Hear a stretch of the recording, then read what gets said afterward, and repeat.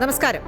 Sabarimala സ്വർണ്ണക്കൊള്ളയിൽ A പത്മകുമാറിന്റെ പങ്ക് ചെറുതല്ല എന്നാണ് അന്വേഷണ സംഘത്തിന്റെ കണ്ടെത്തൽ. എൻ വാസുവിന് പിന്നാലെ എ പത്മകുമാർ കൂടി അറസ്റ്റിലായതോടെ CPM-ഉം സർക്കാരും പ്രതിരോധത്തിലായി. വെറുമൊരു ഉദ്യോഗസ്ഥനല്ല എ പത്മകുമാർ, പാർട്ടിയുടെ ഒരു സാധാരണ മെമ്പറുമല്ല. മുൻ MLA-യും പാർട്ടിയുടെ പത്തനംതിട്ടയിലെ മുഖവുമാണ് പത്മകുമാർ എന്നതാണ് പ്രതിസന്ധിയുടെ വ്യാപ്തി കൂട്ടുന്നത്. തദ്ദേശ തെരഞ്ഞെടുപ്പ് പടിവാതിൽക്കലെത്തി നിൽക്കെ ഉണ്ടായ ഈ അറസ്റ്റ് CPM-നുണ്ടാക്കുന്ന ക്ഷീണം ചെറുതല്ല. പത്മകുമാർ വഴി ഇനി അന്വേഷണം ആരിലേക്കൊക്കെ എത്തും എന്നുള്ളതാണ് പ്രധാനം. ഒപ്പം സർക്കാരിനെ വെട്ടിലാക്കുന്ന ഏതെങ്കിലും തരത്തിലുള്ള മൊഴികൾ പത്മകുമാർ നൽകിയിട്ടുണ്ടോ എന്നതും ശ്രദ്ധേയമാണ്. സമഗ്ര വാർത്തകൾ നോക്കാം. ആദ്യം തലക്കെട്ടുകൾ.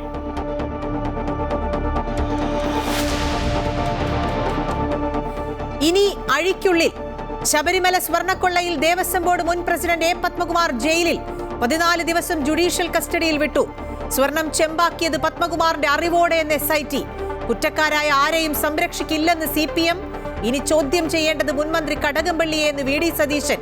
അഴിമതി CPM-ന്റെ അറിവോടെ എന്ന് രാജീവ് ചന്ദ്രശേഖർ.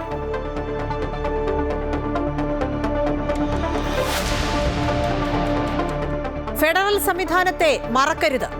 രാഷ്ട്രപതിയുടെ റഫറൻസ് ചോദ്യങ്ങളിൽ സുപ്രീം കോടതിയുടെ നിർണായക തീർപ്പ്. ബില്ലുകളിൽ ഒപ്പിടാൻ രാഷ്ട്രപതിക്കും ഗവർണർമാർക്കും സമയപരിധി നിശ്ചയിക്കാനാകില്ലെന്ന് സുപ്രീം കോടതി ഭരണഘടനാ ബെഞ്ച്. ബില്ലുകൾ അനാവശ്യമായി തടഞ്ഞുവെക്കരുതെന്നും വിവേചനാധികാരം ഉപയോഗിച്ചുള്ള തീരുമാനമെടുക്കണമെന്നും കോടതി.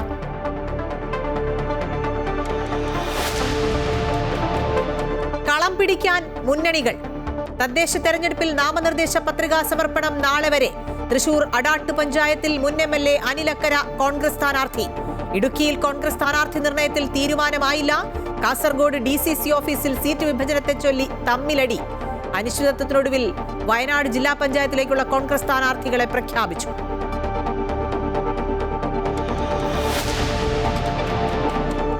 ഭീകരാക്രമണത്തിന്റെ വേരുകളിലേക്ക്. ഡൽഹി ഭീകരാക്രമണത്തിൽ പുതിയ വെളിപ്പെടുത്തലുകൾ. അൽഫലാഖ് സർവകലാശാലയിലെ വിദ്യാർത്ഥികൾ രാജ്യവിരുദ്ധ പ്രവർത്തനത്തിൽ ഏർപ്പെടുന്നത് ആദ്യമല്ലെന്ന് അന്വേഷണ സംഘം. പൂർവ്വ വിദ്യാർത്ഥി ഗുജറാത്ത് സ്ഫോടന പരമ്പരയിലെ മുഖ്യ കണ്ണി. അറസ്റ്റിലായ 3 ഡോക്ടർമാർ ഉൾപ്പെടെ 4 പേർ കൂടി NIA കസ്റ്റഡി.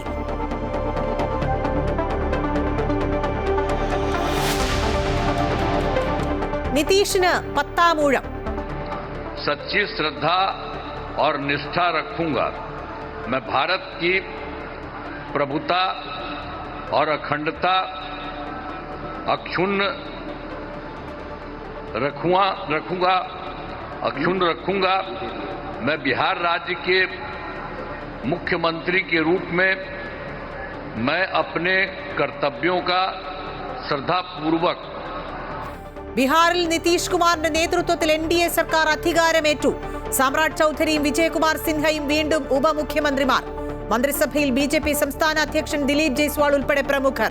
ചടങ്ങിന് സാക്ഷികളായി പ്രധാനമന്ത്രിയും കേന്ദ്രമന്ത്രിമാരും. NDAയുടെ ശക്തി പ്രകടനമായി സത്യപ്രതിജ്ഞാ ചടങ്ങ്.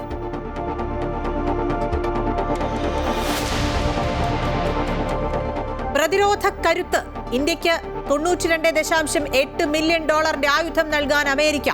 അത്യാധുനിക ജാവലിൻ മിസൈലും അനുബന്ധ ഉപകരണങ്ങളും ഇന്ത്യക്ക് നൽകും. പുതിയ കരാർ ഇന്ത്യയുമായുള്ള ബന്ധം ശക്തിപ്പെടുത്തുന്നതെന്ന് അമേരിക്ക.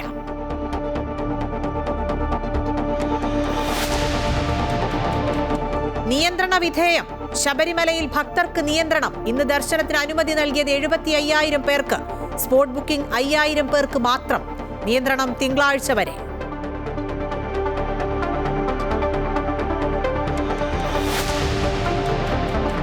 പന്ത് നയിക്കും. പരിക്കേറ്റ ഇന്ത്യൻ നായകൻ ശുഭ്മാൻ ഗിൽ ഗുവാഹത്തി ടെസ്റ്റിൽ കളിക്കില്ല. ഋഷഭ് പന്ത് ക്യാപ്റ്റൻ. സായ് സുദർശൻ ടീമിൽ. ദക്ഷിണാഫ്രിക്കയ്ക്കെതിരായ 2ാം ടെസ്റ്റ് മറ്റന്നാൾ മുതൽ.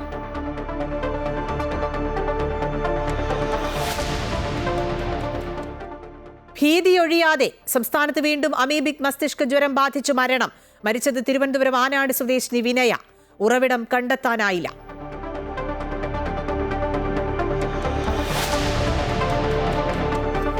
Story of the day. മലമുകളിലെ മനോഹര കാഴ്ചകൾ.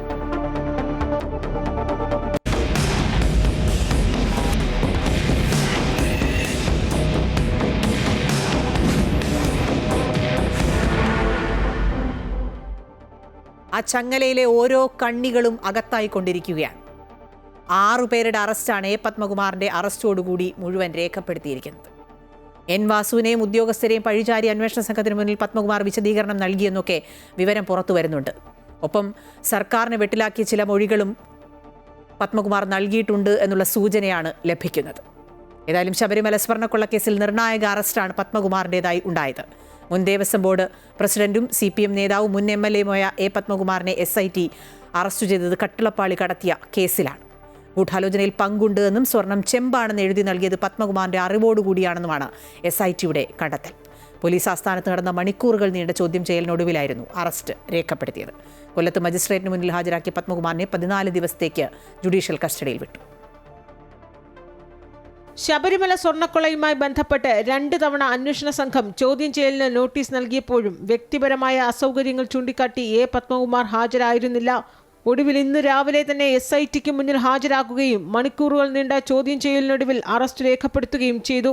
ഇതിനകം അറസ്റ്റിലായ മുരാരി ബാബുവും എൻ വാസുവും പത്മകുമാറിനെ പ്രതിസ്ഥാനത്ത് നിർത്തിയാണ് മൊഴി നൽകിയിട്ടുള്ളത്. ദേവസ്വം ബോർഡ് പ്രസിഡന്റായിരുന്ന പത്മകുമാർ ഉണ്ണികൃഷ്ണൻ പോറ്റിക്ക് വഴിവിട്ട സഹായം ചെയ്തുവെന്നാണ് SITയുടെ കണ്ടെത്തൽ. 2019 മാർച്ച് മാസത്തിൽ നടന്ന ഗൂഢാലോചനയിൽ ദേവസ്വം ഭരണസമിതിക്ക് പങ്കുണ്ടെന്നും സ്വർണ്ണപ്പാളി ചെമ്പാണെന്ന് ദേവസ്വം കമ്മീഷണർ എഴുതി നൽകിയത് ബോർഡ് പ്രസിഡന്റിന്റെ അറിവോടുകൂടിയാണെന്നും SIT കണ്ടെത്തിയിട്ടുണ്ട്. എൻ വാസുവിന്റെ റിമാൻഡ് റിപ്പോർട്ടിൽ ഇക്കാര്യം ചൂണ്ടിക്കാട്ടിയിട്ടുമുണ്ട്. 2019 സ്വർണ്ണപ്പാളിയുടെ തൂക്കം കുറഞ്ഞ കാര്യം തിരുവാഭരണ കമ്മീഷണർ ദേവസ്വം ബോർഡ് പ്രസിഡന്റിനെ അറിയിച്ചിട്ടും ഇക്കാര്യത്തിൽ പത്മകുമാർ ഒരു നടപടിയും സ്വീകരിച്ചിരുന്നില്ല. പത്മകുമാർ അധ്യക്ഷനായ 2019 ബോർഡിനെ കേസിൽ 8ാം പ്രതിയായിട്ടാണ് ചേർത്തിട്ടുള്ളത്. KT ശങ്കർദാസ്, N വിജയകുമാർ എന്നിവരാണ് അന്നത്തെ അംഗങ്ങൾ.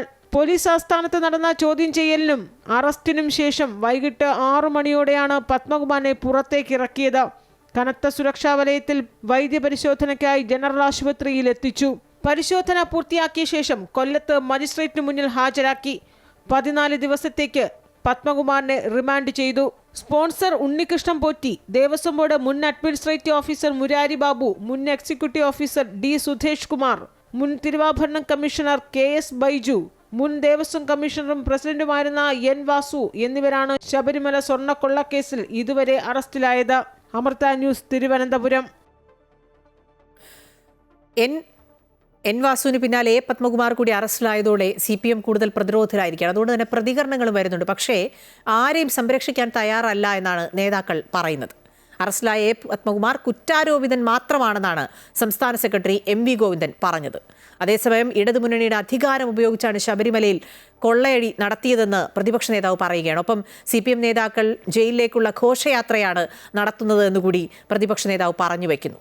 അതേസമയം സർക്കാരിന് ബോർഡുകളെയും വിശ്വാസികളെയും സംരക്ഷിക്കാൻ പറ്റുന്നില്ലെങ്കിൽ കേന്ദ്ര സർക്കാരിനെ ഏൽപ്പിക്കണമെന്നായിരുന്നു BJP സംസ്ഥാന അധ്യക്ഷൻ രാജീവ് ചന്ദ്രശേഖറിന്റെ പ്രതികരണം. ഒരാളെയും സംരക്ഷിക്കാൻ communist party of India Marxist ഇല്ല. ആരെയും സംരക്ഷിക്കുകയും ചെയ്യില്ല. ആർക്ക് വേണ്ടിയും ഏതെങ്കിലും രീതിയിലുള്ള നിലപാട് വ്യത്യസ്തമായി എടുക്കുകയും ചെയ്യില്ല. ഉറച്ച നിലപാട് അന്നേ പറഞ്ഞിട്ടുള്ളതാണ്. ആ പറഞ്ഞ നിലപാടിലാണ് ഞങ്ങൾ ഇപ്പോഴും ഉള്ളത്. ഈ നേതാക്കന്മാർ ഓരോരുത്തരായിട്ട് ജയിലിലേക്ക് പോകുന്ന ഘോഷയാത്രയാണ് ഇപ്പോൾ കാണുന്നത്. ഇനി SIT ചോദ്യം ചെയ്യേണ്ടത് പഴയ ദേവസ്വം മന്ത്രിയാണ്. കാരണം കടകംപള്ളി സുരേന്ദ്രൻ ഇക്കാര്യത്തിൽ പങ്കുണ്ട് എന്ന് ഞങ്ങൾ ഉറച്ചു വിശ്വസിക്കുന്നു. MV ഗോവിന്ദൻ പറഞ്ഞതുപോലെ തന്നെ ആരെയും സംരക്ഷിക്കാൻ ഇല്ല എന്ന് തന്നെയാണ് CPM ജനറൽ സെക്രട്ടറി MA ബേബിയും പറയുന്നത്.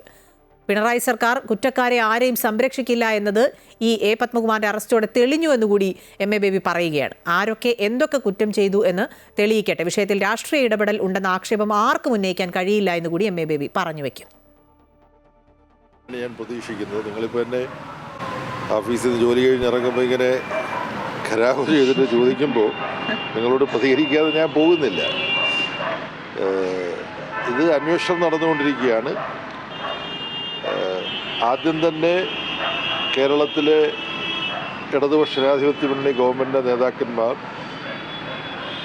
മന്ത്രിമാർ, മുഖ്യമന്ത്രി എല്ലാം വ്യക്തമാക്കിയ ഒരു കാര്യം, അവിടെ സംഭവിച്ച കാര്യങ്ങളെക്കുറിച്ച് യാതൊരു നിയന്ത്രണവുമില്ലാതെ സ്വതന്ത്രമായി സ്പെഷ്യൽ ഇൻവെസ്റ്റിഗേറ്റിംഗ് ടീമിനെ അന്വേഷിക്കുന്നതിന് സ്വാതന്ത്ര്യമുണ്ട്. അവരങ്ങനെ മുന്നോട്ട് പോവുകയാണ്.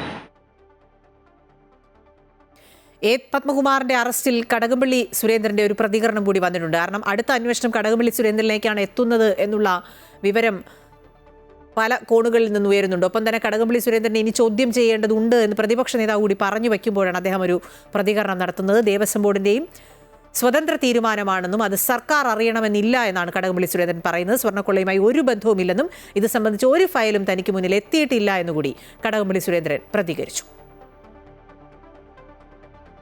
ഈ കേസുമായി ബന്ധപ്പെട്ട് എൻ വാസുവിനെ പ്രത്യേക അന്വേഷണ സംഘം ഇന്നും ചോദ്യം ചെയ്തു. കൊല്ലം പോലീസ് ക്ലബ്ബിലായിരുന്നു SIT ഉദ്യോഗസ്ഥർ വാസുവിനെ ചോദ്യം ചെയ്തത്. രാവിലെ 10 മണിയോടെ കൊല്ലത്തെ വിജിലൻസ് കോടതിയിൽ എൻ വാസുവിനെ ഹാജരാക്കിയിരുന്നു. കസ്റ്റഡി അപേക്ഷ പരിഗണിച്ച കോടതി വൈകിട്ട് 4 മണിവരെ SIT കസ്റ്റഡിയിൽ വിട്ടിരുന്നു. ദ്വാരപാലക കേസിൽ പ്രതിയായ എൻ വാസുവിനെതിരെ നിർണായക തെളിവുകൾ അന്വേഷണ സംഘം കണ്ടെത്തിയിട്ടുണ്ട്. ചോദ്യം ചെയ്യൽ പൂർത്തിയാക്കി തിരികെ വിജിലൻസ് കോടതിയിൽ ഹാജരാക്കിയ വാസുവിനെ ജുഡീഷ്യൽ കസ്റ്റഡിയിൽ വിട്ടു. സ്വർണ്ണക്കൊള്ളയുമായി ബന്ധപ്പെട്ട് A. പത്മകുമാറിന്റെ അറസ്റ്റുമായി ബന്ധപ്പെട്ടുള്ള വിശദാംശങ്ങൾ അൻഫിലിറ്റ് ഡിസൂസ നൽകും. അൻഫിലിറ്റ്, A. പത്മകുമാറിന്റെ അറസ്റ്റ് എന്നുള്ളത് ഈ SITയുടെ ഈ അന്വേഷണവുമായി ബന്ധപ്പെട്ട് വളരെ നിർണായകമായ അറസ്റ്റാണ്. പക്ഷേ അതിലേറ്റവും അധികം പ്രതിസന്ധി നേരിടാൻ പോകുന്നത് CPM ആണ്, സർക്കാരാണ്. CPMനെ സംബന്ധിച്ച് 40 വർഷത്തോളമായി CPMന്റെ വളരെ പ്രധാനപ്പെട്ട പത്തനംതിട്ടയിലെ മുഖമാണ് A. പത്മകുമാർ. അങ്ങനെ ഒരാളെ അറസ്റ്റിലേക്ക് കാര്യങ്ങൾ എത്തുമ്പോൾ എത്ര കുറ്റാരോപിതൻ മാത്രമാണ്, തെളിയിക്കട്ടെ, സംരക്ഷിക്കില്ല എന്നൊക്കെ പാർട്ടി പറഞ്ഞാലും അത് വലിയ രീതിയിൽ പാർട്ടിയെ പ്രതിരോധത്തിലാക്കും, പ്രത്യേകിച്ചും തദ്ദേശ തെരഞ്ഞെടുപ്പ് പടിവാതിൽക്കൽ എത്തി നിൽക്കുന്ന ഈ ഘട്ടത്തിൽ. അഖില, തീർച്ചയായും എൻ വാസുവിനെ അറസ്റ്റ് ചെയ്തപ്പോൾ തന്നെ CPM എല്ലാ അർത്ഥത്തിലും പ്രതിരോധത്തിലാകുന്നു, പാർട്ടിയും പ്രതിരോധത്തിലായിരുന്നു. കാരണം തെരഞ്ഞെടുപ്പ് സമയത്താണ് ഏറ്റവും പ്രമുഖൻ, അധികാരത്തിന്റെ ഇടനാഴിയിൽ അത്രയേറെ സ്വാധീനമുള്ള എൻ വാസുവിന്റെ അറസ്റ്റ് പോലും പാർട്ടിയെയും സർക്കാരിനുമൊക്കെ വലിയ രീതിയിൽ പ്രതിരോധത്തിലായിരുന്നു. ഇത് അതിനപ്പുറത്തേക്കാണ്. എൻ വാസു CPMുമായി ഏറെ ബന്ധമുള്ള ഒരു വ്യക്തിയാണെങ്കിൽ ഇപ്പോൾ അറസ്റ്റിലായിരിക്കുന്നത് CPMലെ നേതാവാണ്, ഏറ്റവും പ്രമുഖനായ CPM നേതാവാണ്. ജില്ലാ സെക്രട്ടേറിയറ്റ് അംഗമായിരുന്നു, ഇപ്പോൾ ജില്ലാ കമ്മിറ്റി അംഗമാണ്. അതിനപ്പുറത്തേക്ക് പത്തനംതിട്ടയിലെ CPMന്റെ ഒരു മുഖമാണ്, മുതിർന്ന നേതാവാണ്, മുൻ MLA ആണ്. ഈ രീതിയിലൊക്കെ ഏറ്റവും പ്രമുഖനായ ഒരു നേതാവാണ്, മുൻ ദേവസ്വം ബോർഡ് പ്രസിഡന്റ് എന്നതിനപ്പുറത്തേക്ക് A. പത്മകുമാർ, അങ്ങനെ ഒരു മുഖമാണ് പാർട്ടിയിൽ A. പത്മകുമാറിനുള്ളത്. മാത്രവുമല്ല 2019 യുവതീ പ്രവേശനവുമായി ബന്ധപ്പെട്ട ഏറ്റവും നിർണായക വേളയിലൊക്കെ തന്നെയും സർക്കാരിന് പൂർണ്ണ സംരക്ഷണ കവചം നൽകുകയും സർക്കാരിനെ പ്രതിരോധിക്കുകയും ചെയ്തിരുന്ന ഒരു ദേവസ്വം മന്ത്രിയായ ദേവസ്വം ബോർഡ് പ്രസിഡന്റ് ആയിരുന്നു A. പത്മകുമാർ. എല്ലാ അർത്ഥത്തിലും സർക്കാരിനെയും പാർട്ടിയും ഒക്കെ ഒപ്പം നിന്നിരുന്ന A. പത്മകുമാറാണ് ഇപ്പോൾ ഈ ഒരു ശബരിമല സ്വർണ്ണക്കൊള്ളയുമായി ബന്ധപ്പെട്ട ഏറ്റവും സുപ്രധാനമായ ഒരു അറസ്റ്റ് പത്മകുമാറിലൂടെ ഉണ്ടായിരിക്കുന്നത്. ഇത് തീർച്ചയായും പാർട്ടിയെ എല്ലാ അർത്ഥത്തിലും പാർട്ടിയെ പ്രതിരോധത്തിലാക്കുന്ന ഒരു നടപടി തന്നെയാണ് അന്വേഷണ സംഘത്തിന്റെ ഭാഗത്തു നിന്നുണ്ടായിരിക്കുന്നത്. അതായത് ഇത്രയും നാളും പാർട്ടിയും സർക്കാരും ഒക്കെ പറഞ്ഞിരുന്നത് ഇത് ഉദ്യോഗസ്ഥ തലത്തിൽ മാത്രം നിൽക്കുന്നതാണ്, അതിനപ്പുറത്തേക്ക് ഭരണസമിതിക്കോ സർക്കാരിനോ ഒന്നും തന്നെ, വകുപ്പിനോ ഒന്നും തന്നെ ഇതുമായി യാതൊരു ബന്ധവുമില്ല എന്നാണ് ആവർത്തിച്ച് പറഞ്ഞുകൊണ്ടിരുന്നത്. പക്ഷേ അതല്ല, ഇതിന് കൃത്യമായ ബന്ധം ഭരണസമിതിക്കുണ്ടായിരുന്നു. ഈ കട്ടളപ്പാളി കടത്തിയ കേസിൽ ഈ ഗൂഢാലോചനയിൽ കൃത്യമായ പങ്ക് ദേവസ്വം കമ്മീഷണർ വാസു എന്നതിനപ്പുറത്തേക്ക് ആ ദേവസ്വം ബോർഡ് പ്രസിഡന്റ് ഭരണസമിതിയുടെ അറിവോടുകൂടിയായിരുന്നു. അതിനും അപ്പുറത്തേക്ക് ഉണ്ണികൃഷ്ണൻ പോറ്റിക്ക് എല്ലാ വഴിവിട്ട ബന്ധവും, ഉണ്ണികൃഷ്ണൻ പോറ്റിക്ക് എല്ലാ രീതിയിലുള്ള ബന്ധവും പ്രസിഡന്റ് എന്ന നിലയിൽ ഇദ്ദേഹം ചെയ്തിരുന്നു. മാത്രമല്ല ഇതിൽ ദേവസ്വം ബോർഡ് പ്രസിഡന്റ് ആയിരുന്ന എൻ വാസുവിന്റെ ഇപ്പോഴുള്ള അദ്ദേഹത്തിന്റെ സ്വത്ത് വിവരങ്ങൾ, ആ രീതിയിലുള്ള സാമ്പത്തിക ഇടപാടുകൾ കൂടി അന്വേഷിക്കാനായി ഇപ്പോൾ SIT തീരുമാനിച്ചിട്ടുണ്ട്. ഇതിൽ നിന്നൊക്കെ വളരെ കൃത്യമാണ് A. പത്മകുമാറിന് ഇതുമായുള്ള ബന്ധമെന്ന് പറയുന്നത് വലിയ രീതിയിൽ തന്നെയാണുള്ളത്. അത് ഓരോ ദിവസവും അന്വേഷണവുമായി ബന്ധപ്പെട്ട് കിടക്കുമ്പോൾ കൂടുതൽ തെളിവുകളും രേഖകളും പുറത്തു വരുന്നതിനനുസരിച്ച് പത്മകുമാറിന് അപ്പുറത്തേക്ക് കൂടുതൽ പേരിലേക്ക് അന്വേഷണം നീളുമോ എന്നാണ് അറിയേണ്ടത്. കാരണം ഇപ്പോൾ ആ 2019 ഭരണസമിതിയിൽ എത്തി നിൽക്കുന്നു. അതിനപ്പുറത്തേക്ക് വകുപ്പിന് ബന്ധമുണ്ടോ എന്ന്, കാരണം തുടക്കം മുതൽ തന്നെ അന്ന് ദേവസ്വം മന്ത്രിയായിരുന്ന കടകംപള്ളി സുരേന്ദ്രൻ അടക്കമുള്ളവരിലേക്കൊക്കെ അന്വേഷണം നീണ്ടിരുന്നു. സംശയത്തിന് നിഴലിൽ തന്നെയായിരുന്നു. ഏതെങ്കിലും രീതിയിൽ അന്വേഷണം ആ രീതിയിലേക്ക്, ആ ഘട്ടത്തിലേക്കൊക്കെ കടക്കുകയാണെങ്കിൽ ഈ തെരഞ്ഞെടുപ്പ് വേളയിൽ, നിർണായക വേളയിൽ സർക്കാരിനും CPMനും വലിയ രീതിയിലുള്ള ആഘാതം തന്നെ ഉണ്ടാകുമെന്ന കാര്യത്തിൽ യാതൊരു സംശയമില്ല. പ്രത്യേകിച്ച് ശബരിമല വിഷയം ഈ തദ്ദേശ തെരഞ്ഞെടുപ്പിന് അപ്പുറത്തേക്ക് നിയമസഭാ തെരഞ്ഞെടുപ്പ് അടുക്കുന്ന വേളയിൽ വലിയ രീതിയിൽ പ്രചാരണ ആയുധമായി മാറ്റുകയാണ് പ്രതിപക്ഷത്ത്. അത് BJP ആയാലും കോൺഗ്രസ് ആയാലും ഈ സമയത്താണ് സർക്കാരിന് ഏറ്റവും വലിയ ആഘാതം അല്ലെങ്കിൽ ഏറ്റവും വലിയൊരു പ്രഹരമായി A. പത്മകുമാറിന്റെ അറസ്റ്റ് മാറിയിരിക്കുന്നത്. ഇനി അറിയേണ്ടത് പത്മകുമാർ അപ്പുറത്തേക്ക് അടുത്ത വിക്കറ്റ് തെറിക്കുന്നത് ആരുടേതാകും, ഏത് പ്രബലൻ്റേതാകുമെന്നാണ് ഇനി അറിയേണ്ടത്. എന്തായാലും വരും നാളുകളിൽ അല്ലെങ്കിൽ വരും മണിക്കൂറുകളിൽ തന്നെ ഇതിനൊക്കെയുള്ള ഒരു ഉത്തരം കിട്ടുമെന്ന് തന്നെ പ്രതീക്ഷിക്കാം. അഖില. ശരി, അൻഫിൽ സൂചിപ്പിച്ചതുപോലെ അടുത്ത വിക്കറ്റ് ഇനി ആരുടേത്? അതാണ് പ്രധാനമായും ഉയരുന്ന ചോദ്യം. അത് കടകംപള്ളി സുരേന്ദ്രനിലേക്കാണോ എത്തുന്നത്, അല്ലെങ്കിൽ ഏതെങ്കിലും തരത്തിൽ മുതിർന്ന നേതാക്കളിലേക്കൊക്കെ കാര്യങ്ങൾ എത്തുകയാണോ എന്നുള്ളതാണ് വളരെ പ്രധാനം. പ്രതിരോധത്തിലായിരിക്കുന്ന CPM-ന് ഇതിനെ എങ്ങനെ അതിജീവിക്കാൻ കഴിയും എന്നുള്ളത് കൂടി പ്രധാനപ്പെട്ട ചോദ്യമാണ്. തദ്ദേശ സ്വയംഭരണ തെരഞ്ഞെടുപ്പ് പടിവാതിൽക്കൽ എത്തി നിൽക്കുന്ന ഈ ഘട്ടത്തിൽ ഈ തിരിച്ചടിയെ എങ്ങനെയാണ് CPM നേരിടാൻ പോകുന്നത്, സർക്കാർ നേരിടാൻ പോകുന്നത് എന്നുള്ളതാണ് ഇനി നോക്കി കാണേണ്ടത്.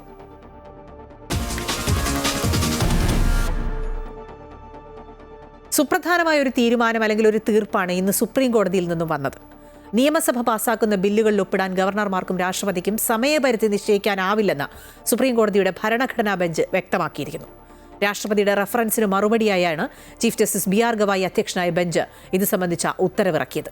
അതേസമയം ബില്ലുകൾ അനിശ്ചിതകാലത്തേക്ക് തടഞ്ഞുവെക്കരുത് എന്നും വിവേചനാധികാരം ഉപയോഗിച്ചുള്ള തീരുമാനമെടുക്കണമെന്നും കോടതി നിർദ്ദേശം നൽകിയിട്ടുണ്ട്. ഇതോടെ സമയപരിധി നിശ്ചയിച്ചുള്ള 2 അംഗ ബെഞ്ചിന്റെ വിധി അസാധുവായി. തമിഴ്നാട് സർക്കാരും ഗവർണറുമായി ബന്ധപ്പെട്ട കേസിലാണ് ബില്ലുകൾ പാസാക്കുന്നതിന് സമയപരിധി നിശ്ചയിച്ചത്. ഇതേ തുടർന്നാണ് 14 ചോദ്യങ്ങളുമായി രാഷ്ട്രപതിയുടെ റഫറൻസ് സുപ്രീം കോടതിക്ക് മുൻപിലേക്ക് എത്തിയത്. സംസ്ഥാന സർക്കാരുകളുടെയും കേന്ദ്ര സർക്കാരിന്റെയും വാദം കേട്ട ശേഷമാണ് ചീഫ് ജസ്റ്റിസ് BR ഗവായി അധ്യക്ഷനായ ബെഞ്ച് നിർണായക തീരുമാനങ്ങൾ കൈക്കൊണ്ടത്. നിയമസഭ പാസാക്കുന്ന ബില്ലുകളിൽ തീരുമാനമെടുക്കാൻ രാഷ്ട്രപതിക്കും ഗവർണർക്കും സമയപരിധി നിശ്ചയിക്കാനാവില്ലെന്ന് ഭരണഘടനാ ബെഞ്ച് പറഞ്ഞു. ബില്ലുകളിൽ ഗവർണർമാർക്ക് വിവേചനാധികാരം ഉപയോഗിക്കാമെന്നും കോടതി വ്യക്തമാക്കി. സമയപരിധി നിശ്ചയിക്കുന്നത് നിലവിലെ വ്യവസ്ഥകൾക്ക് വിരുദ്ധമാണെന്നും ഇത്തരം വിഷയങ്ങളിൽ ഇടപെടുന്നതിൽ കോടതിക്ക് പരിമിതിയുണ്ടെന്നും ഭരണഘടനാ ബെഞ്ച് പറഞ്ഞു. പ്രധാനമായിട്ട് 2 അംഗ ബെഞ്ച് ഒരു സമയപരിധി കൊടുക്കുകയും ആ പരിധിക്കുള്ളിൽ തീരുമാനം എടുത്തിട്ടില്ല ഗവർണർ എന്നുണ്ടെങ്കിൽ അത് ഡീംഡ് ആയിട്ടുള്ള അസെന്റ് ആവുമെന്നാണ് പറഞ്ഞിരുന്നത്.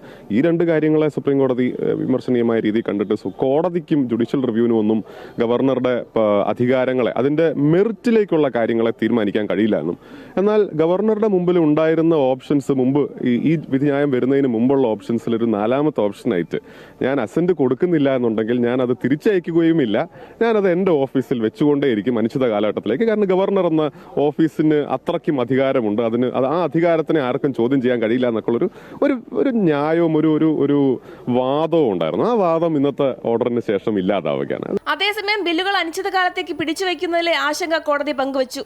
ബില്ലുകൾ ലഭിച്ചു കഴിഞ്ഞാൽ അംഗീകരിക്കുകയോ വിയോജനക്കുറിപ്പോടെ തിരിച്ചയക്കുകയോ ചെയ്യാം. അല്ലാത്തപക്ഷം രാഷ്ട്രപതിക്ക് കൈമാറാം. അതല്ലാതെ അനിശ്ചിതകാലമായി പിടിച്ചുവെക്കുന്നത് ഫെഡറൽ തത്വങ്ങൾക്ക് എതിരാണെന്നും കോടതി വ്യക്തമാക്കി.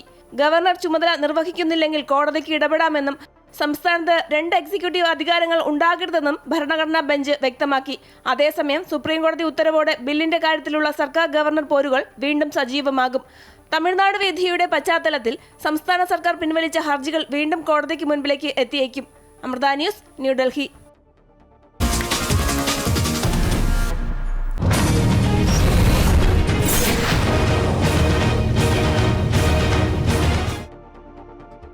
എങ്ങനെയും അധികാരം പിടിക്കുക എന്നതാണ് മുന്നണികളെ സംബന്ധിച്ച് വളരെ പ്രധാനപ്പെട്ടത്.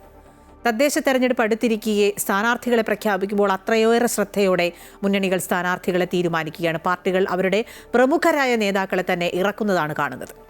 KS ശബരിനാഥന് പിന്നാലെ തദ്ദേശ തെരഞ്ഞെടുപ്പിൽ മുതിർന്ന നേതാവിനെ വീണ്ടും മത്സരരംഗത്ത് ഇറക്കിയിരിക്കുകയാണ് കോൺഗ്രസ്. വടക്കാഞ്ചേരി മുൻ MLA അനിൽ അക്കരെയാണ് അടാട്ട് പഞ്ചായത്തിൽ മത്സരിക്കുന്നത്. ഇടതുകോട്ട തിരിച്ചുപിടിക്കാനാണ് കോൺഗ്രസിന്റെ നീക്കം. പഴയ തട്ടകത്തിൽ അനിലക്കരയെ വീണ്ടും ഇറക്കി മത്സരം കൊഴുപ്പിക്കുകയാണ് കോൺഗ്രസ്. അടാട്ടു പഞ്ചായത്തിന്റെ 15ാം വാർഡിലാണ് മുൻ MLA മത്സരിക്കുക. പഞ്ചായത്ത് പ്രസിഡന്റായും വൈസ് പ്രസിഡന്റായും തിളങ്ങിയ അനിലക്കര മത്സരരംഗത്തെത്തുന്നത് ജില്ലയിലാകെ കോൺഗ്രസിന് ഗുണം ചെയ്യുമെന്നാണ് വിലയിരുത്തൽ. 2000-ൽ 435 വോട്ടിനും 2005-ൽ 200-ലധികം വോട്ടുകൾക്കുമാണ് അനിലക്കര പഞ്ചായത്തിലേക്ക് ജയിച്ചു കയറിയത്.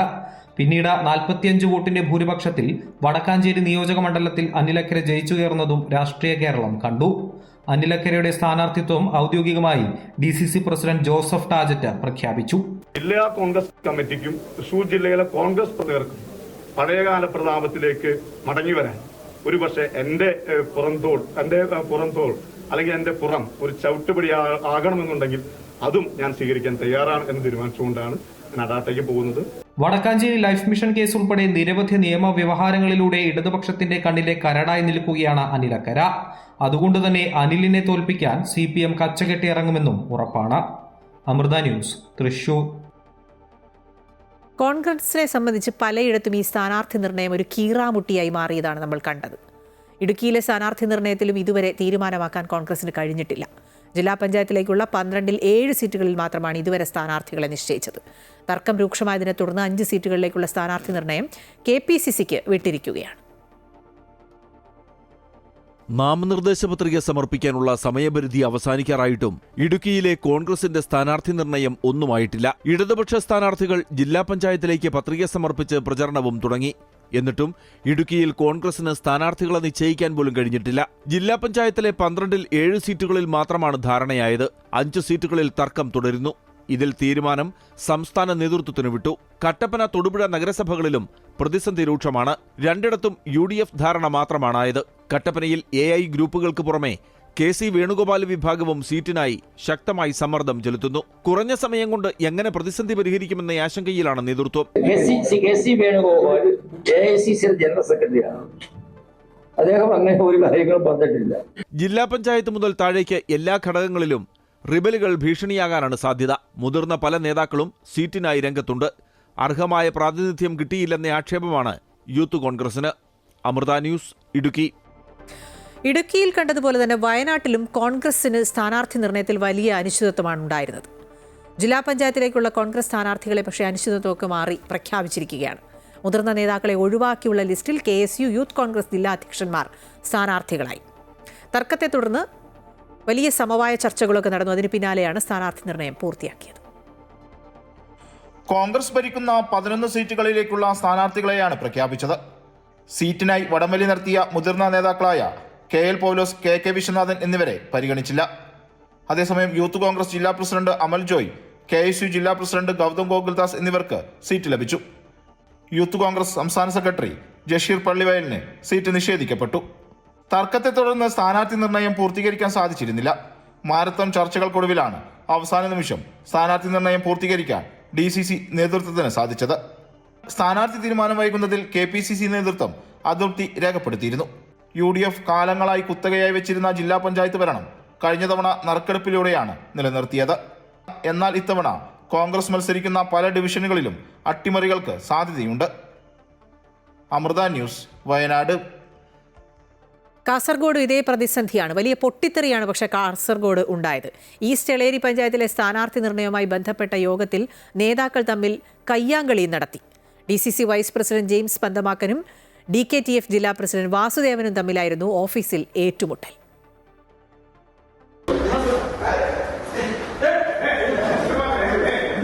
മലയോര ഗ്രാമപഞ്ചായത്തായ ഈസ്റ്റ് എളേരിയിലെ സീറ്റ് വിഭജനവുമായി ബന്ധപ്പെട്ടാണ് കാസർഗോഡ് DCC ഓഫീസിനകത്ത് നേതാക്കൾ തമ്മിൽ തല്ലിയത്.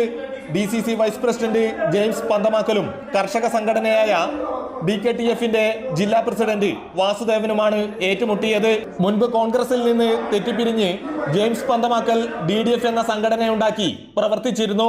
പിന്നീട് K സുധാകരന്റെ ഇടപെടലിനെ തുടർന്ന് പാർട്ടിയിലേക്ക് 1 വർഷം മുൻപ് തിരിച്ചെത്തുകയായിരുന്നു. DCC ഓഫീസിൽ നടന്ന സീറ്റ് വിഭജന ചർച്ചയിൽ വെച്ച് ജെയിംസ് പന്തമാക്കൽ 7 സീറ്റുകൾ ആവശ്യപ്പെടുകയുണ്ടായി. എന്നാൽ 5 സീറ്റുകൾ നൽകാൻ കോൺഗ്രസ് യോഗം തീരുമാനിച്ചു. ഇതിൽ പ്രതിഷേധിച്ച് DCC പ്രസിഡന്റ് PK ഫൈസൽ ഉൾപ്പെടെയുള്ള നേതാക്കളെ അധിക്ഷേപിച്ച് സമൂഹ മാധ്യമങ്ങളിൽ പോസ്റ്റുകൾ നടത്തി. തുടർന്ന് തർക്കം രൂക്ഷമായി. ജെയിംസ് പന്തമാക്കൽ വിഭാഗത്തിന് 2 സീറ്റുകൾ അനുവദിച്ചാൽ മതിയെന്ന് കമ്മിറ്റി തീരുമാനമുണ്ടായി. ഈ തീരുമാനം DCC ഓഫീസിനകത്തെ ഏറ്റുമുട്ടലുകൾക്ക് വഴിവെച്ചെന്നാണ് വിവരം. കയ്യാങ്കളിയുടെ ദൃശ്യങ്ങൾ പുറത്തു വന്നതോടെ പ്രശ്നം ചൂടേറുകയുണ്ടായി. അമൃത ന്യൂസ്, കാസർഗോഡ്. കോഴിക്കോട് കോർപ്പറേഷനിൽ VM വിനുവിനെയായിരുന്നു കല്ലായിലെ സ്ഥാനാർത്ഥിയായി നേരത്തെ തീരുമാനിച്ചിരുന്നത്. എന്നാൽ വിനുവിന് മത്സരിക്കാനാവില്ല എന്നുള്ള കാരണം വന്നപ്പോൾ സർപ്രൈസ് സ്ഥാനാർത്ഥിയൊക്കെ പ്രതീക്ഷിച്ചു. എന്നാൽ ഒരു സർപ്രൈസും ഉണ്ടായില്ല. കല്ലായിലെ കോൺഗ്രസ് മണ്ഡലം പ്രസിഡന്റ് വൈജു കാളക്കണ്ടിയെയാണ് പുതിയ സ്ഥാനാർത്ഥിയായി പ്രഖ്യാപിച്ചത്. VM വിനുവും ജോയ് മാത്യുവും താരപ്രചാരകരായി മണ്ഡലത്തിലെത്തുമെന്നാണ് DCC അധ്യക്ഷൻ അഡ്വക്കേറ്റ് K പ്രവീൺ കുമാർ പറഞ്ഞത്. LDFനും UDFനെ പരാജയപ്പെടുത്തി ജയിച്ച ആളാണ്. പക്ഷെ ആ വാർഡിൽ ഇടതുപക്ഷത്തിൻ്റെ വോട്ട് 0 ആയിരുന്നു. അപ്പം ഞങ്ങളുടെ സംശയം Faisal Karat communist Marxist party ആണോ? അല്ലേ? ആണോ? തെരഞ്ഞെടുപ്പ് കമ്മീഷൻ വോട്ടവകാശം പുനഃസ്ഥാപിച്ച തിരുവനന്തപുരം കോർപ്പറേഷനിലെ മുട്ടട വാർഡിലെ കോൺഗ്രസ് സ്ഥാനാർത്ഥി വൈഷ്ണ സുരേഷ് നാമനിർദ്ദേശ പത്രിക സമർപ്പിച്ചു. വരണാധികാരിയായ ജില്ലാ സപ്ലൈ ഓഫീസർ സിന്ധു കെവിക്ക് മുമ്പാകെയായിരുന്നു പത്രികാ സമർപ്പണം. വിവാദങ്ങൾ പ്രചാരണത്തിന് തടസ്സമായി എന്നും അത് മറികടക്കുമെന്നും വാർഡിലെ ജനങ്ങളോട് വിവാദങ്ങളെക്കുറിച്ചല്ല പറയാനുള്ളതെന്നും വൈഷ്ണ പറഞ്ഞു. നമ്മുടെ കുറച്ച് സമയം നഷ്ടമായിട്ടുണ്ട്. ഈ പറഞ്ഞ പോലെ ഇന്നലെ തന്നെ ഞാൻ പറഞ്ഞു, ഇന്നലെ അപ്പോൾ 10 ദിവസങ്ങൾ നമുക്ക് നഷ്ടമായിരിക്കുകയാണ്. ഒരു ലോക്കൽ ബോഡി ഇലക്ഷൻ ആകുമ്പോൾ ഈ 10 ദിവസം എന്ന് പറയുന്നത് നമുക്ക് വളരെ വിലപ്പെട്ട ഒരു സമയം തന്നെയാണ്. അത് കുറച്ച് നഷ്ടമായിട്ടുണ്ട്. കുഴപ്പമില്ല, നമ്മളത് മേക്കപ്പ് ചെയ്തെടുക്കാനുള്ളൊരു ഓട്ടത്തിലാണ്. കുഴപ്പമില്ല. വൈഷ്ണ സുരേഷിന്റെ പേര് വെട്ടിയതിന് പിന്നിൽ മേയർ ആര്യ രാജേന്ദ്രനാണെന്നാണ് കോൺഗ്രസ് നേതാവ് കെ മുരളീധരൻ പറയുന്നത്. ശിവൻകുട്ടിയുടെ പ്രസ്താവനയ്ക്ക് ശേഷം അദ്ദേഹത്തിനും ഇതിൽ പങ്കുണ്ടോ എന്ന് സംശയിക്കുന്നതായും കെ മുരളീധരൻ പറഞ്ഞു. വൈഷ്ണയുടെ പേര് നീക്കലിന് പിന്നിൽ രാഷ്ട്രീയ ഇടപെടൽ ഉണ്ടായിട്ടുണ്ട് എന്നും ആരുടെയും മത്സരിക്കാനുള്ള അവകാശം ഹനിക്കാൻ പാടില്ല എന്നും അദ്ദേഹം പറഞ്ഞു. ഞങ്ങൾക്ക് ലഭ്യമായൊരു വിവരം ഞങ്ങളതിൻ്റെ കാര്യങ്ങൾ പരിശോധിച്ചുകൊണ്ടിരിക്കുകയാണ്. ഈ 13-ാം തീയതി രാത്രി മേയർ അവിടെ വന്ന് അവരുടെ സമ്മർദ്ദത്തിൻ്റെ ഫലമായിട്ട് പേര് വെട്ടിച്ചു എന്നൊരു വാർത്ത നഗരസഭയുള്ള കോൺഗ്രസ് യൂണിയൻ്റെ ആളുകൾ ഞങ്ങളോട് സൂചിപ്പിച്ചിട്ടുണ്ടായിരുന്നു. അറിവ് നൽകേണ്ട അൽഫലാഖ് സർവകലാശാല ഭീകരവാദികളുടെ ഒരു കേന്ദ്രമായി മാറുകയാണോ എന്നുള്ള സംശയമാണ് ഉയരുന്നത്. ആ സർവകലാശാലയുമായി ബന്ധപ്പെട്ട് നിരവധി പേർ നേരത്തെയും പല കേസുകളിൽ ഉണ്ടായിട്ടുണ്ട് എന്നുള്ള നിർണായക കണ്ടെത്തൽ ദേശീയ അന്വേഷണ ഏജൻസികൾ നടത്തുകയാണ്. ഡൽഹി ഭീകരാക്രമണത്തിന്റെ വേരുകൾ തേടുകയാണ് അന്വേഷണ സംഘം. അൽഫലാഖ് സർവകലാശാലയിലെ വിദ്യാർത്ഥികളെയും ജീവനക്കാരെയും കേന്ദ്രീകരിച്ച് അന്വേഷണം മുന്നോട്ട് കൊണ്ടുപോകാനാണ് തീരുമാനം. സർവകലാശാലയിലെ വിദ്യാർത്ഥികൾ ഭീകരവാദ സംഘടനകളുടെ ഭാഗമാകുന്നത് ഇതാദ്യമായിട്ടല്ല എന്നാണ് അന്വേഷണ സംഘം കണ്ടെത്തിയിരിക്കുന്നത്. സർവകലാശാലയിൽ നിന്ന് പഠിച്ചിറങ്ങിയ ഉത്തർപ്രദേശ് സ്വദേശി മിർസ ഷദാബ് ഗുജറാത്ത് സ്ഫോടന കേസിലെ ഉണ്ടായിരുന്നതായി ആണ് അന്വേഷണ ഏജൻസികൾ കണ്ടെത്തിയിരിക്കുന്നത്. ഡൽഹി ഭീകരാക്രമണത്തിന് നേതൃത്വം നൽകിയവരെ കണ്ടെത്തുക മാത്രമല്ല അന്വേഷണ സംഘം ഉദ്ദേശിക്കുന്നത്. രാജ്യത്താകമാനം ഇത്തരം സംഭവങ്ങൾ ആവർത്തിക്കാതിരിക്കാൻ നടപടി കൂടിയാണ് ലക്ഷ്യമിടുന്നത്. ഇതിന്റെ ഭാഗമായാണ് വൈറ്റ് കോളർ ടെറർ മോഡ്യൂൾ കേന്ദ്രീകരിച്ച നിർണായക നീക്കങ്ങൾ അന്വേഷണ സംഘം നടത്തുന്നത്.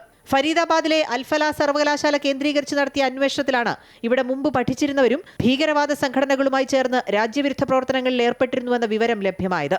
2008 അഹമ്മദാബാദിൽ നടന്ന സ്ഫോടന പരമ്പരകളുടെ ആസൂത്രകന്മാരിൽ ഒരാളായ ഉത്തർപ്രദേശ് സ്വദേശി മിർസ ഷദാബ് ബേഗ് സർവകലാശാലയിലെ പൂർവ്വ വിദ്യാർത്ഥിയാണെന്ന് അന്വേഷണ സംഘം കണ്ടെത്തി. 2007 സർവകലാശാലയിൽ നിന്ന് ബിടെക് ബിരുദം കരസ്ഥമാക്കി ഇറങ്ങിയ മിർസ ഇന്ത്യൻ മുജാഹിദിലേക്ക് എത്തി. പിന്നീട് ഈ സംഘടന രാജ്യത്താകെ നടത്തിയ ആക്രമണങ്ങളിൽ മിർസയ്ക്ക് പങ്കുണ്ട് എന്നാണ് കണ്ടെത്തൽ. 2008 ഗുജറാത്തിൽ നടന്ന സ്ഫോടന പരമ്പരയിൽ 56 പേരാണ് മരിച്ചത്. ആസൂത്രണങ്ങൾക്ക് ശേഷം രാജ്യം വിട്ട മിർസ ISന്റെ ഭാഗമായി പാകിസ്ഥാനിലുണ്ടെന്നാണ് സൂചന. ഇയാൾക്കെതിരെ ഇന്റർപോളിന്റെ റെഡ് കോർണർ നോട്ടീസുണ്ട്. രാജ്യവിരുദ്ധ പ്രവർത്തനങ്ങളിൽ പങ്കാളികളാകുന്ന വിദ്യാർത്ഥികൾ ഫരീദാബാദിലെ സർവകലാശാലയിൽ കേന്ദ്രീകരിക്കുന്നത് സംബന്ധിച്ചാണ് അന്വേഷണം മുന്നോട്ടു പോകുന്നത്. ഏതാനും വിദ്യാർത്ഥികൾ മാത്രം വിചാരിച്ചാൽ ഒരു സർവകലാശാല ക്യാമ്പസിനുള്ളിൽ നിന്ന് രാജ്യത്തെ തന്നെ ഞെട്ടിക്കുന്ന സ്ഫോടനങ്ങൾ ഉണ്ടാക്കാൻ കഴിയില്ല എന്നാണ് അന്വേഷണ സംഘം വിലയിരുത്തുന്നത്. അതുകൊണ്ട് തന്നെ സർവകലാശാലയിലെ ജീവനക്കാർ, അധ്യാപകർ എന്നിവരെ കൂടി കേന്ദ്രീകരിച്ച് അന്വേഷണം മുന്നോട്ടു പോകുന്നുണ്ട്. സർവകലാശാലയിൽ നിന്ന് അപ്രത്യക്ഷരായ ആളുകളെ കണ്ടെത്താൻ ഇതുവരെ കഴിഞ്ഞിട്ടില്ല. സാമ്പത്തിക ഇടപാടുകൾ സംബന്ധിച്ച എൻഫോഴ്സ്മെന്റ് ഡയറക്ടറേറ്റിന്റെ ഉൾപ്പെടെ അന്വേഷണം വേഗത്തിൽ മുന്നോട്ടു പോകുന്നു. പ്രാദേശികമായ പിന്തുണ കൂടി അന്വേഷണ സംഘം പരിശോധിക്കുന്നുണ്ട്. ഭീകരവാദികളായവർക്ക് ഒളിത്താവളം ഒരുക്കിയവരും സ്ഫോടക വസ്തുക്കൾ ശേഖരിക്കാൻ സഹായിച്ചവരും നിലവിൽ നിരീക്ഷണത്തിലാണ്.